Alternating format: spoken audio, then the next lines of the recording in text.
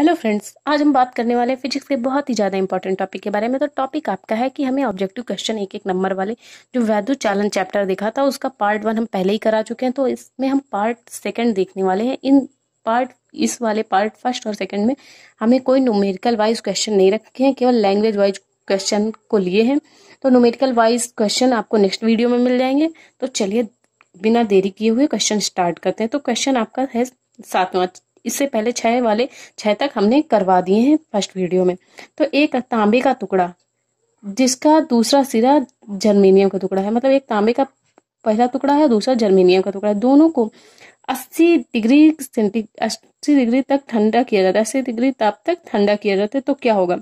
प्रत्येक का प्रतिरोध बढ़ेगा, ये भी नहीं होगा। तांबे का घटेगा, तांबे का बढ़ेगा, जर्मेनियम का घटेगा, ये नहीं होगा। क्योंकि प्रतिरोध क्या होगा? तांबे का घट जाता है और जर्मेनियम का बढ़ जाता है। जर्मेनियम को जब ठंडा किया जाता है तो जर्मेनियम का प्रतिरोध बढ़ जाता है। तो चलिए नेक्स्ट क्वेश्चन देखते हैं। दो असमान प्रतिरोध, मतलब जिनके प्रतिरोध असमान है, कोई गिनती नहीं की जा सकती, समांतर क्रम में जुड़े। कैसे जुड़े? समांतर क्रम में जुड़े हैं। तो उनके लिए कौन सा कथन सत्य होगा?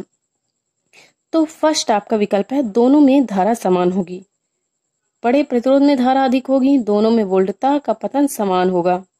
छोटे प्रतिरोध में पतन कम होगा। भाई जब समांतर क्रम में जुड़े हैं, समांतर क्रम कैसे होता है? एक क्रम ये ऊपर हो गया और दूसरा क्रम ये नीचे हो गया, ये हो गया समांतर क्रम। तो जब दोनों समांतर क्रम में जुड़े हैं तो उनकी वोल्टता, अगर भाई आई, इसमें धारा क्या बह रही? आई बह रही, तो इनका जो पतन होगा वो तो समान ही होगा ना। तो ये वाला विकल्प आपका सही हो जाएगा। तो इसका नेक्स्ट क्वेश्चन देख लेते हैं। Question number 9। दो प्रतिरोध R1 व R2 समांतर क्रम में जुड़े। कैसे जुड़े हैं? बताया था अभी, समांतर क्रम में ऐसे होता है।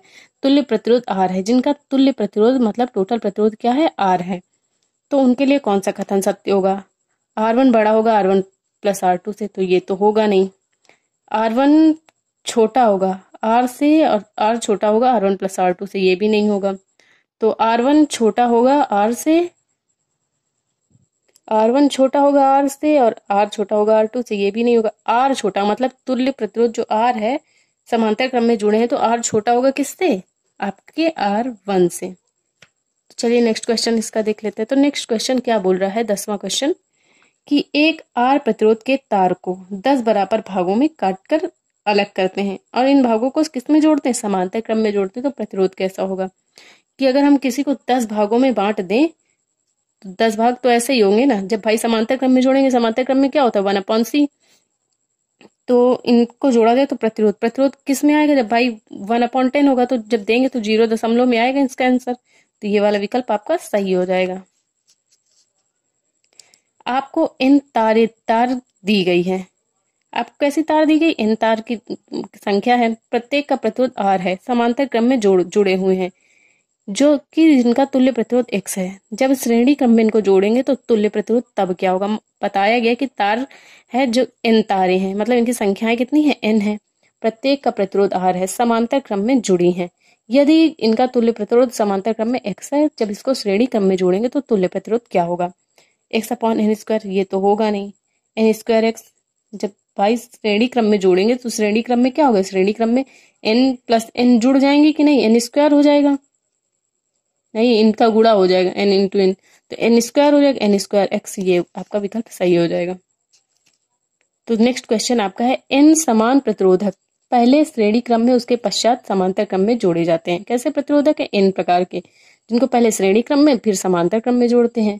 तब अधिकतम व न्यूनतम अनुपात, इनका अधिकतम व न्यूनतम अनुपात क्या हो जाएगा? 1/n। ये तो होगा नहीं, ये भी कट। n ये भी नहीं होगा, 1/n², ये भी नहीं होगा, n²। इनका समांतर और श्रेणी क्रम में अनुपात क्या हो जाएगा? n²। तो आई होप आपको वीडियो समझ में आए। तो अब ये जो हमारे क्वेश्चन थे ऑब्जेक्टिव वाइज, मतलब इस जो आपकी बिना मतलब थ्योरिकल वाले थे वो खत्म हो चुके हैं। तो इसके बाद जो टॉपिक स्टार्ट होगा वो आपकी न्यूमेरिकल वाइज होगा।